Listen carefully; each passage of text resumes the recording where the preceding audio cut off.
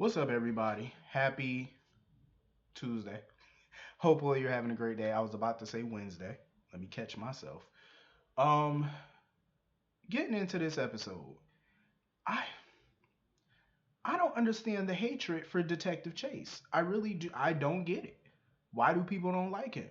Dante was giving him attitude today. Jocelyn giving him attitude. He was just doing his damn job. That's all the man was doing. He was doing his job. And I'm pretty sure he would have helped Oscar, Drew, and Kim, but he came in there and he told them the building was going to collapse. And as we saw, he was correct. It was going to collapse. He told them that. That's why he was trying to get them the hell out of there. They didn't want to move Oscar. Drew and Kim told him just to take Jocelyn to the hospital and get her out of there. So they all should be fucking thanking him because had he not got Jocelyn out of there, that building would have collapsed. She would have been in there. She would have been in that building. So I think they owe him a thank you, even though they're not going to say it. They owe him a thank you. He saved her ass. And you want to sit there and give him attitude because because he didn't let you stay in a condemned building? Of course he wasn't going to let you stay. He didn't want any of them in there. He was trying to get all of them out of there, but they didn't want to move Oscar, so he opted to take Jocelyn out at the request of Kim and Drew. They kept telling him to get her out. Like, what the hell did you expect that man to do? I'm so sick of people giving him hell. I am sick of it. Like, stop treating that man like stir fried shit. He didn't do anything wrong. Dante giving him attitude. Like, go somewhere with y'all little attitude. Y'all mad because he's trying to do what he has to do to help people? It might come off a little harsh, but he's just trying to help people. That's all he's trying to do. I don't see anything wrong with the way he's doing his job. And besides, what could he have done to help Oscar? He's not a doctor. His mother is a doctor. Detective Chase is not a MD. He doesn't have a PhD. There's nothing medically he can do for that boy that his mother can't do, who's actually a licensed doctor. There was nothing he could have done for the boy. So they need to chill with the attitude because it was unnecessary. And I know I've said this a billion times, but I think I will say it one more time. Is anybody gonna die in this earthquake? I'm just baffled. Like, you have a little dumbass earthquake and there's no death. There better be a death. I'm just saying. And it wasn't the death that I was hoping for though, because I thought Franco ass was gonna die, but of course he lived. And speaking of Franco, I know a lot of people are pissed and they're probably gonna be bad mouthing Sam today because she stopped Jason from killing Franco because he was just gonna leave Franco there to die, which is understandable. But I have to disagree with some people because I know some people are gonna bash Sam for this. I'm actually in agreement with Sam today because Sam actually made sense. And this is something that I said months ago. Sam and Michael made peace with what happened to them because of Franco. They made peace. But like I said, they will never forget what he did. Never that. They would never like him. They will never forget what he did, and they probably will never forgive him for what he did. But as long as they made peace in their heart for what he did, they their lives have moved on. Sam moved on. She's married again. She got children. She's the co-CEO of a company. Michael's the CEO of EOQ. He's having a baby. They moved on with life. That don't mean they forgive Franco. That don't mean they forgot because you never forgive and you never forget. Sometimes you do forgive, but I doubt they have. And they damn sure have not forgot, but they made peace with it, which is important. Let me tell you something. Franco dying, it's not gonna do a damn thing for them. It's not gonna relieve them. They're still gonna live with what he did to them every day, no matter whether he's alive or dead. I think what pisses them off sometimes is the fact that he gets to move on with his life too. He never went to prison for what he did. He's free to live his life as he sees fit. He's getting ready to marry Elizabeth, have stepchildren, potentially have children of his own one day, maybe. And, so that can piss you off when you see a person who's done you wrong get to live their life. But at the end of the day, they're getting their haha and their revenge on him because they're living their life. They're living their best life. You know what I'm saying? So it's the best revenge on a person who done you wrong because you standing tall. You didn't let it affect you. You know what I'm saying? You didn't let it tear you down. So killing him would have done nothing for them. It's not gonna give them a sense of peace. It does nothing for them. Trust me. It wouldn't have. So I'm kind of glad Sam did stop Jason from doing it. Mind you, Jason is justified in wanting his ass dead. Most definitely, of course. I ain't saying he's not. But moving on with your life and showing people that you're not harping on the past and you're not still salty about what happened, you're beating them. You're defeating them because they see how happy you are. You know what I'm saying? You're living your best life possible. That's the way you're supposed to live. Your best life. Stop worrying about the next person. You know, killing him ain't gonna do nothing but open up a whole new world of problems. That's all it's gonna do. The PCPD probably gonna look into it. It's probably gonna be a whole case. Why put that headache on yourself? Why try to kill him? You know what I'm saying? Why put that burden on your shoulders? He gonna trust me. When you give a person enough rope, eventually Franco will hang himself. Eventually, give a person enough rope. He's a fuck up. I mean, look at the secrets he's keeping from Elizabeth. He's a screw up. He'll have another secret and another secret and another secret. Trust me, he's gonna hang himself. So Jason, you don't even have to do a damn thing. Just sit back, get your popcorn, cause he will fuck up. Trust me, he will. People like him always do. Um, I feel bad. That scene with Elizabeth and Mike was so touching. Every time I see Mike, I just feel so bad for him. You know, he looks scared and confused and he can't remember. He thought Elizabeth was still married to Lucky. I said, damn, they've been divorced for 11 years. Yeah, they. I said, damn, he still think that they're married. I'm like, hell, they've been divorced 11 years. Shit. But Elizabeth is dumb. I'm sorry, but she really says she deserves Franco. I wouldn't wish Franco on my worst enemy. And I'm speaking it like it is. You really feel in your heart you deserve Franco. I mean, I know Elizabeth has done some horrible shit. I know she has. But she's also had some horrible shit done to her. So for you to think that little of yourself, like, what, she got self-esteem problems? 'Cause I'm like, she can get somebody way better than Franco. She better go hook up with that new detective, Detective Chase. I'm just saying. She better get with him. He's a step up from Franco. And I don't even know his character like that, but he just looked like he'd step up. Like, seriously. And you feel you deserve Franco of all people. This man has murdered how many people? So you feel like you deserve a murderer. That's how you feel? Like, what the hell wrong with your self-esteem? Well, I mean, like I said, Elizabeth has been through the ringer in her life. You know, she's had men cheat on her. She's cheated on men. She had her son kidnapped. She thought her son was dead for years. She was raped 21 years ago. I think it was 20 years ago. She was raped. Um, and a lot has changed in her life. You know, her brother's in prison. I heard a rumor that one of her siblings was coming to town. That's what I heard. I said it's about time. As soon as I read it, I said it's about time Elizabeth got some family in this damn town. At least her sister. You know, I don't think it's gonna be her brother because her brother locked up still in a Memphis prison. So I doubt it's gonna be him.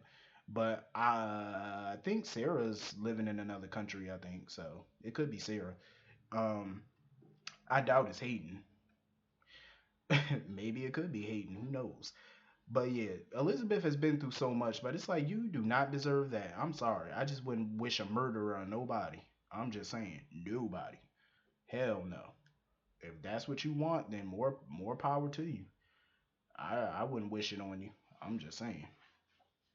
For a minute though, I really thought Oscar was gonna die. I did. When they said he didn't have a pulse, I said, "Oh shit, we got a casualty." I said, "Damn, out of all the people y'all could have killed off, y'all gonna kill off little poor little Oscar." I said, "Y'all better not kill off Oscar. Drew just got to know his son, and y'all gonna just kill him." I said, "Y'all better not. Y'all trifling. That's some trifling shit." I said, "Hell to the no, no, no." I swear though, when Jocelyn came up in that hospital, with that blanket wrapped around her head like that when she hugged Sonny. I said Jocelyn come up in here looking like instead of Little Red Riding Hood, she like Little Blue Riding Hood. I said, look at Jocelyn, a little black riding, whatever that scarf towel she had on her head. She like Little Red Riding Hood coming in there. I said, look at this one. But it was funny as hell when Carly was in that when she was in that gallery trapped in there with Nell. Nell, even in a worse situation, Nell was still antagonizing Carly. She said, "The father of my baby, the father of my baby." I was like, "Nell, you do not have to keep saying Michael is the father of your baby, bitch. We know." Like, damn, like she just kept throwing salt in the wound. I said, "Nell, y'all are in the middle of a crisis. Please shut the hell up." I was like, Nell is simple. Okay, I have a problem. Before I go into Carly and Nell, I have a little issue. Amy, this might be a minor issue to some of y'all, but I just felt like this was a lapse in the writer's room. Okay, you had an earthquake. This is supposed to be a natural disaster. This is supposed to be epic. Even though the hurricane was stupid as shit, because it only lasted 15 seconds and it don't look like it did that much damage to the town. But